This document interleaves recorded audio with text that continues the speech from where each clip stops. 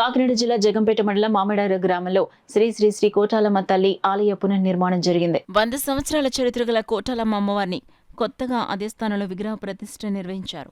గ్రామమంతా భారీ ఊరేగింపు జరిగిన తర్వాత అమ్మవారి విగ్రహ ప్రతిష్ఠ జరిగింది. వచ్చిన భక్తులందరికీ అన్న సంతర్పణ ఏర్పాటు చేశారు.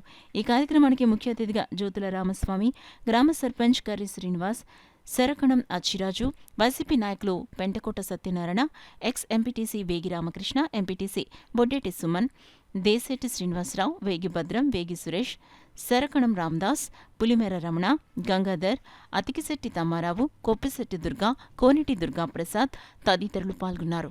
మామిడాడ గ్రామంలో ఎప్పుడో పురాతనంలో చిన్న అమ్మవారి ఆలయం చిన్నదుండిది, అది బాగా పాతపడిపోయింది. దీన్ని ఎప్పటి నుంచో ఒక 20 సంవత్సరాల నుంచి కడదాం అనుకుంటా ఉన్నారు, కానీ అవ్వలేదు. దీన్ని జ్యోతుల సంటిబాబు గారు, రామస్వామి గారు ఆశీస్సులతో, అలాగే మా గ్రామ సర్పంచ్ గారు కర్రి శ్రీనివాస్ గారు ఆధ్వర్యంలో, అలాగే మన గ్రామ ప్రజల సహకారంతో ఈ ఆలయం నూతనంగా నిర్మించుకోవడం జరిగిందండి.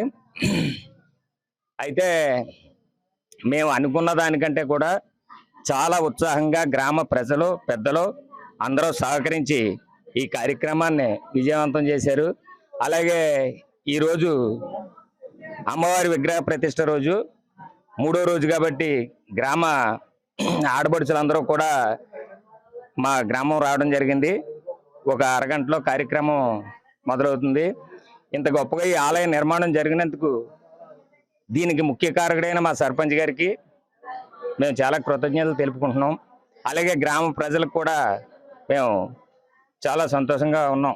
20 సంవత్సరాలు తీరని కోరిక ఈ సంవత్సరం తీరింది మాకు, దానికి చాలా సంతోషిస్తున్నాం. అలాగే మాకు ఎప్పుడు ఏ విధమైన ఈ భేదాలు లేకుండా అన్ని కులాలతో పాటు అన్ని ప్రజలు కలిసి, అందరు గ్రామస్తులు కలిసి నిర్మించుకున్నాం.